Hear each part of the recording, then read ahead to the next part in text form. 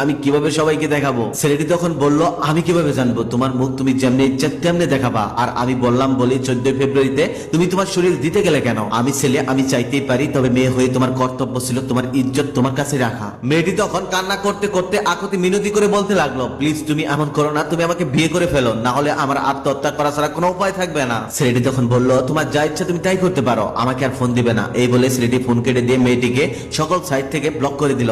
এদিকে মেয়েটা কি করবে কিছুই বুঝে উঠতে পারছে না, কি করে সমাজকে এই মুখ দেখাবে, বাবা মাকেই বা কি বলবে। এই সমস্ত চিন্তা যখন তাকে গ্রাস করে নেয় তখন সে সিদ্ধান্ত নেয় আত্মহত্যা করার। এরপর যেই ভাবনা সেই কাজ, এক শিশি বিষ নিয়ে ঢক ঢক করে খেয়ে ফেলে। আর মুহূর্তেই দুটি জীবন দুনিয়া থেকে বিদায় হয়ে যায়। পৃথিবীর প্রত্যেকটা মানুষেরই নির্দিষ্ট কিছু ভালোবাসার মানুষ থাকে, ভালোবাসায় বেঁচে থাকে মানুষ। তাই ভালোবাসায় নির্দিষ্ট একটি দিবস থাকবে, এটাই স্বাভাবিক। তবে এই ভালোবাসা শুধু গার্লফ্রেন্ড বয়ফ্রেন্ডের জন্য না, এই ভালোবাসাটা হোক সবার জন্য। তবে ফেব্রুয়ারি মাসের 7 তারিখ থেকে 14 তারিখ পর্যন্ত এই 7টি দিন এমন